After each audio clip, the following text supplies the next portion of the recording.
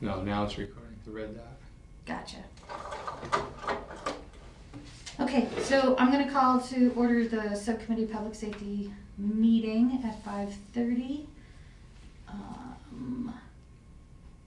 I am here. Dan Carey is here. Salem Derby was ill and cannot make it. We do not have the minutes from the previous meeting, so I will make sure we get those for the next time. Public speak time, seeing no one here from the public. Move on. There is no new business. So continuing business. This isn't going to be a long conversation about this. What I wanted to do was make sure that you guys got, I printed out copies, which isn't my usual move on things, but here's a copy of what we've put together for street acceptance procedures. And there are 5 sections. And this draft, well, do you want me to start with like what this does? Yeah, I mean, all I've got so far is you asked if we could review the current procedure for street acceptance. Mm-hmm. And so this is what's coming out of that. Exactly. So our current street acceptance is one page that was written in the early 90s by David Sullivan when he was the city solicitor. All right. So what we were looking at is a way to get more of the streets in East Hampton to be qualified as accepted, because then that increases our inventory of streets, which is how we get money to do, which is where we get our funds to do road repairs and whatnot. This is our current inventory spreadsheet, and Barbara's got some other stuff too. So what we felt like we needed to do was to make our street acceptance more clear as to what our procedure actually was to determine whether or not something was acceptable to us. Do you have that one page, the current? I might. Yeah, I can track it down if you don't.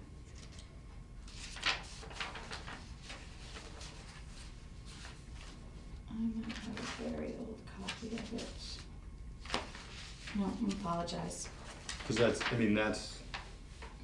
the current. That is what's currently on the books and what we can use.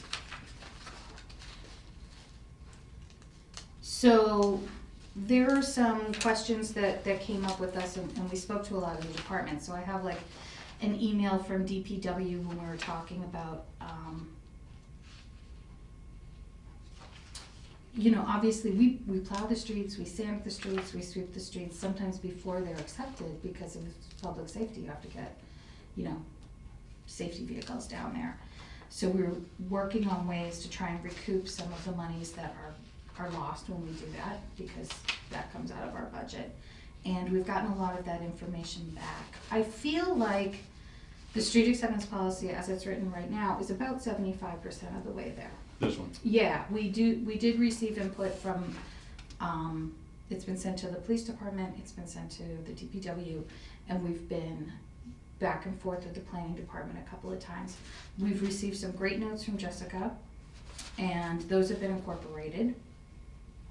And are you drafting and compiling? And yeah, I threw the initial one together, and we did it. The subcommittee had gotten together and looked at street acceptance protocols from a myriad of other communities, and we kind of pulled pieces that we really liked that we thought would be a good fit for East Hampton. Mm-hmm. And this is where we are right now, that we have it.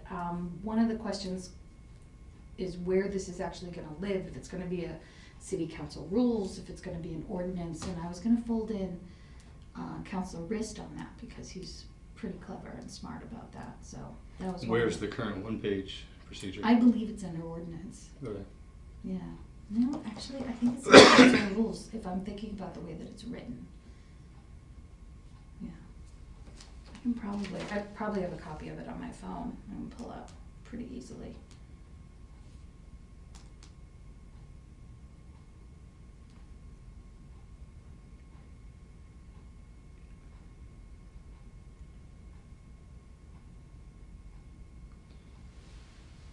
And do you know the dates on all these as far as the full committee is concerned? I know one was February, one was March, and one was April. The dates on when we met and discussed this? No, like when it's up for review again, like after the 30 days, 60 days, 90 days. I did another, I think I just This did was the one another we just 90 did last 90 time. day, yeah, So. just to give us enough time.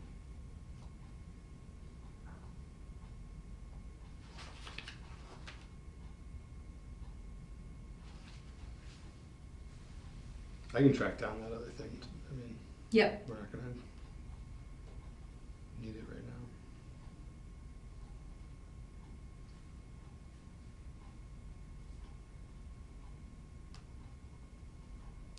Yeah, it's a very simple one-way process. So that's kind of all I had for as far as that being part of the agenda, just to kind of show it to you and give you a background of what's going on.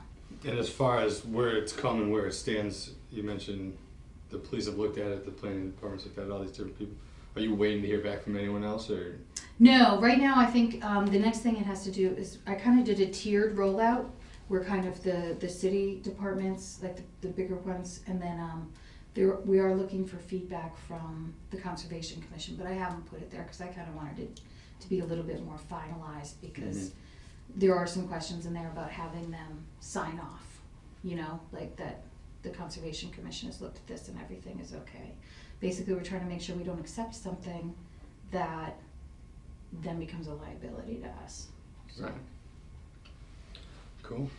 So I kind of feel like the big two questions that are on it right now is getting the planning board to kind of accept it, because we do have the feedback, because Jessica's gone over it with them and we inputted, you know, Jessica's information. So I think we're very close. So it needs one more pass at them. But I didn't want to put that forward with you guys coming on and then letting you guys get your input on it, see if there's anything there. And then, like I said, the second overriding question was making sure that we put it in the right category as far as rules or ordinance. Mm-hmm. Cool. And maybe use some feedback on that after you take a look at it, and that would be, that would save us a step there.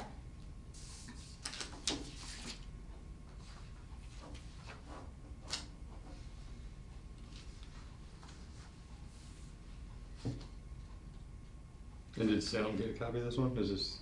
I didn't put it in his mailbox yet. I just brought those tonight, so.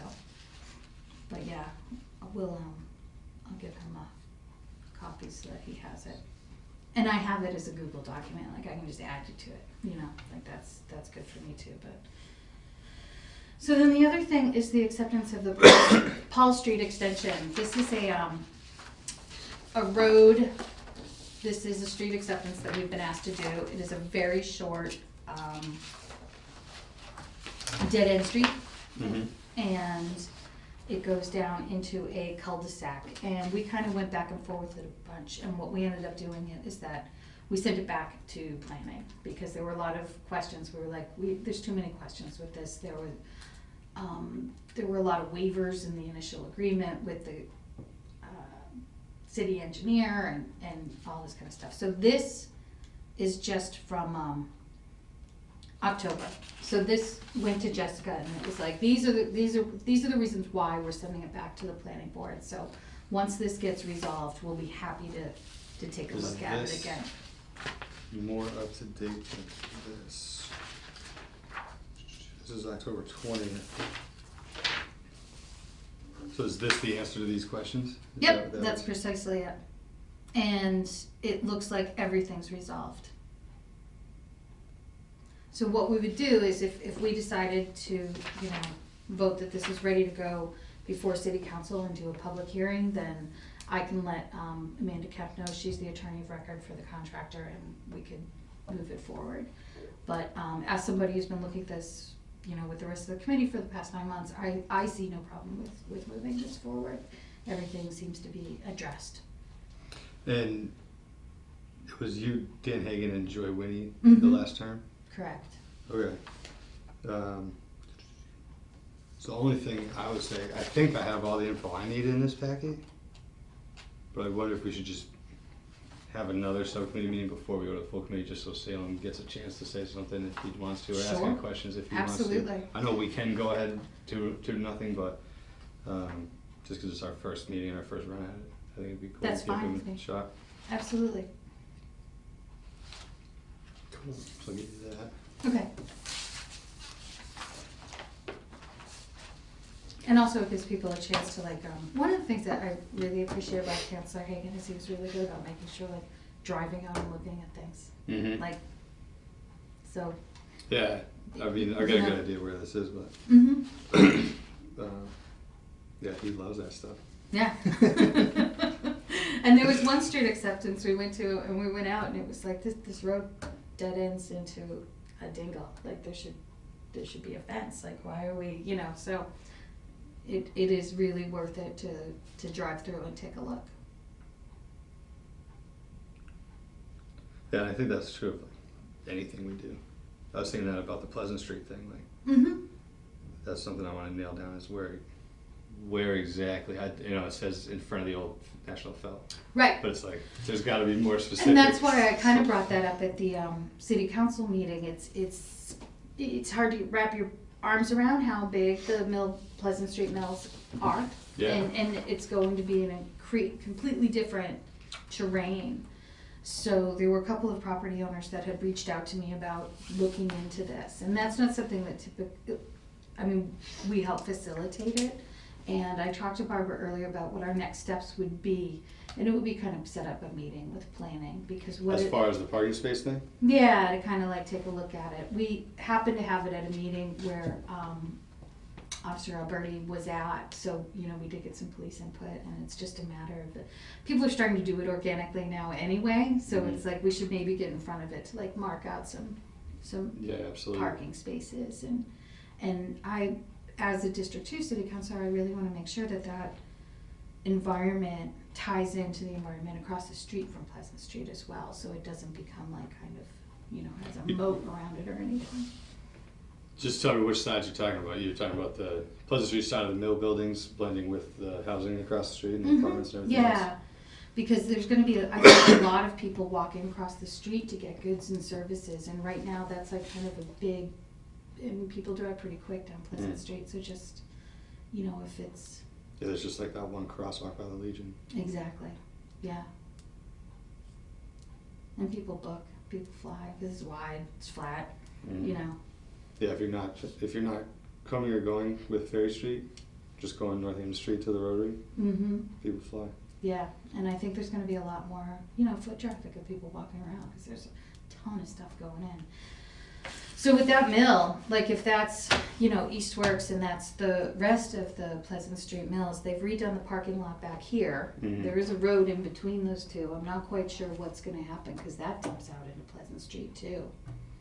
And then the parking lot, you're going to end up being able to drive all the way around both of them. So it's kind of like, where should on-street parking be for that whole area? Because right now there's 3 marked parking spots in front of the Legion, and I think they're handicapped, which is another thing we need to look at as well.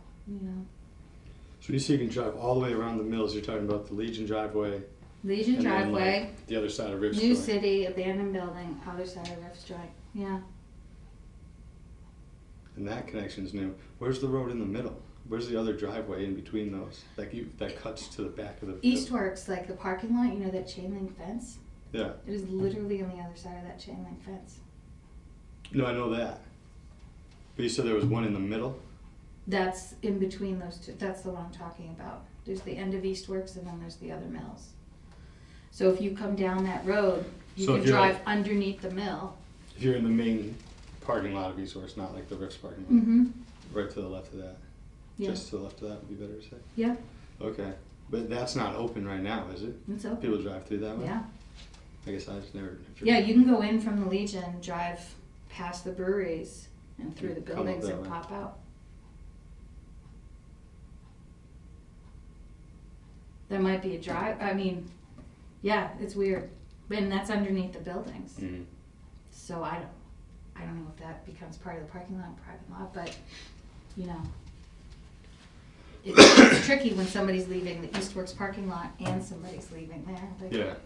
There's a lot of moving parts. So I figured in the winter was a good time to do this, so that in the spring we can kind of tie into what's going to happen with the rest of the parking lot too. So it's kind of a comprehensive plan that everything is like. And so how do you see these this one little bit of parking affecting all that? On-street parking on Pleasant Street, definitely in front of the, I don't know, the newer, the more recent revitalized area. People are already doing that. There's a little parking lot already put in front of Paragon 180. And people are already parking on the street Where those there. stairs are? Yeah. And they've got the walkway in. So there's going to be like big front, like come in kind of thing. So just to make sure it's clear. In front of the Jerry's convenience store, there's like 15-minute parking and then, you know, like it's... What are But is there any it's not signage on the Pleasant Street side? There is the 15-minute parking, and then there's nothing, and then there's the handicap parts. Because I know there's, at least part of it, I think, is painted like no parking. Maybe just by the driveways. Like right before the Legion driveway, there might be. Yep, Or there's one or like two a spots there or yeah, something. and I think that's like a fire hydrant or something. So Yeah. it just needs to get like looked at, Mm-hmm. and you know we have to use landmarks that aren't, you know, building names, you know, from here to there. Like there's a public bus stop in front of the main parking lot in Eastworks. Yep. There's that side street that's going to be part of the whole entrance in and out, and I think there's no parking on that one, which doesn't make an awful lot of sense because everybody parks there now anyway. So it's just a matter of taking a look at it and see if we can make it, you know, good, cohesive, and good for the businesses that are going to be there. So what's that procedurally look like for us? That's exactly what I asked Barbara today. Is it's something that, you know, the property owners want the city to look at. So she said our first stop should probably be to set up some sort of meeting with the property owners and the planning board to take a look and what their concerns are. Mm-hmm. You know, So are we doing I mean, that? Eastworks has a parking lot across the street, Yeah. and there's no crosswalk for people to kind of go back and forth there, which is kind of a safety issue. So it's just kind of the whole Pleasant Street corridor. It's going to change, you know, Mhm. and the level of activity is going to change, and the style of activity is going to change. So just to get out It's in been front of it. changing. Yeah, you know, so try and make it so that everybody is, you know, happy and not getting run over. That would be ideal. That would be ideal. At least they're not getting run over. You can't always control the happy part. Exactly. So should we have a hand in setting up a meeting like that, or is Barbara working on it, or the planning board's working on it? Or I mean, it's just So what I would do, what have we done since October 14th? nothing. That was the last meeting where the property owners came, and we also were talking about a no parking thing in front of the school. So my next move would be to send an email to the planning board and let them know if we could set this up, and then invite, you know, the property owners to see if they want to sit down with planning, if they have any input on anything like that. You know, we need a map, and Yeah. I mean, it's definitely, you know, it'd be nice if we had a city engineer to help us with this, but we don't right now. So I think planning, which normally I would go to city engineer first and see if there's anything like, they have maps of like fire hydrants and all that kind of stuff to see where we have the ability to actually put in parking. And we're just talking about like just the white parking spot lines, you know.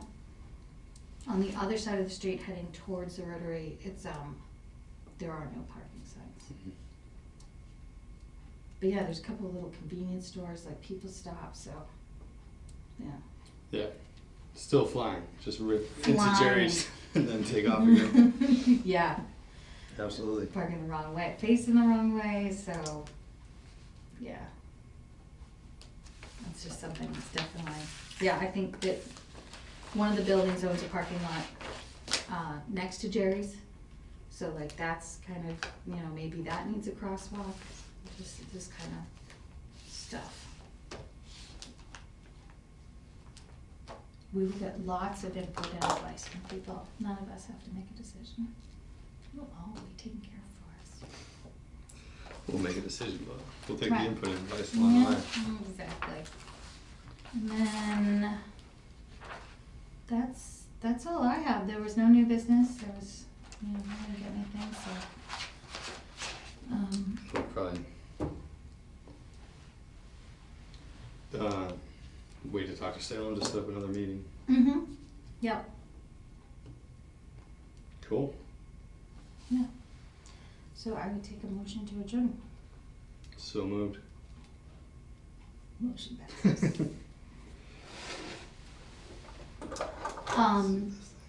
Do you need